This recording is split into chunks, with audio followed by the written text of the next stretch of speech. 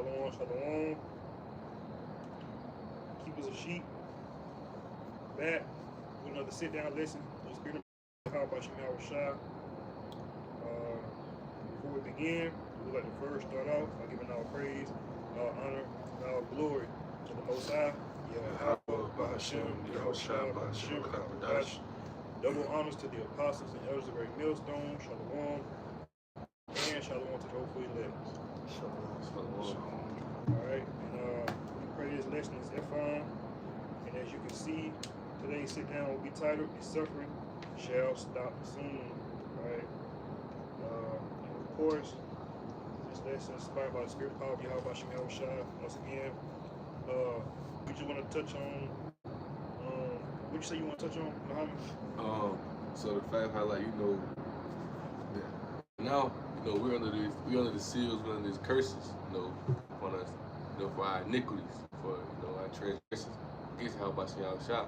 But understanding that, in a time when right now the roles are reversing, right? The roles are reversing, so the things that we're facing, things we're going through right now, like the title is saying, this suffering will end, because the kingdom coming. But Esau, Edom, and these other nations, they will soon start, especially Esau, Edom, they're going to go through that. They're going to be going through that, and our suffering will end. I told, let's say, what it was, he told you, I think it was Peter. They told we receive 100-fold, or it might get your house. We give it up.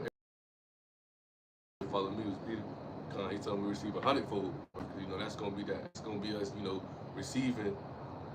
Basically, we're gonna get back to where we used to be. The glory of the latter house shall not be compared to. The glory of the former house shall not be compared to the latter house.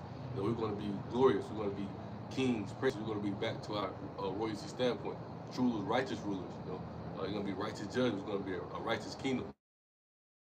There ain't gonna be no more suffering, no more pain, no more hardship. As we facing today, if you see it now, when we're under those restrictions. And I was watching the breakdown, and I was talking to the brothers, and I was talking the breakdown of Revelation 20. When Esau, they was under those restrictions.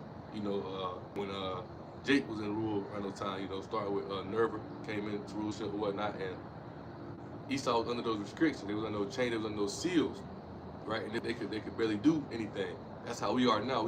Now we're under those seals. Now we can barely move, we can barely do anything. We have these little things, and you see when Esau take these little things away from us, like these government benefits and whatnot, Jake loses his mind. Jake lost. It's hardship, it's pain. But Jake don't understand enduring this suffering, like as well too. Part of that, we have to endure this suffering as well. But at the same time, all this will come to an end once we get into the kingdom of Yahweh Shah. Okay, yeah, you can read it. It's like this. This is the book of Mark, chapter 10, and I start verse 28. It says, "Then Peter began to say unto him, Lo, we have left all and have followed thee. And Yahushua answered and said, Verily I say unto you, there is no man that hath left house, or brethren, or sisters, or father, or mother, or wife, or children, or lands for my sake and the gospel's, but he shall receive 100-fold now in this time, houses and brethren, and mothers and children and lands with persecutions, and in the world to come in life." So you see that in the world to come, once we're working on the world to come, that's the kingdom, Yahweh Shah. And seeing that, that's when when we think about, understanding the eating the whole road. Suffering is part of this ministry. We have to suffer. We have to endure that suffering, because that's what's going to lead us. Romans 8:17 talks about, we heirs of Yahweh, joint heirs with Yahweh Shah.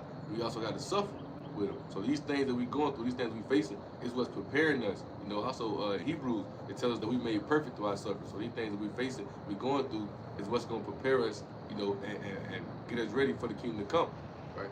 Yeah. And then, the next verse, it just goes into it. It says, "But many that are first shall be last in the That's just basically just going into the title, man.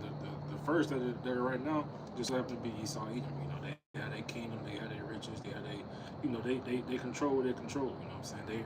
They're at the top right now. But like it says, the first shall be last and the last first. We're the last right now. We're the footstool. We're the last of the world right now, right? We're at the state, you know what I'm saying?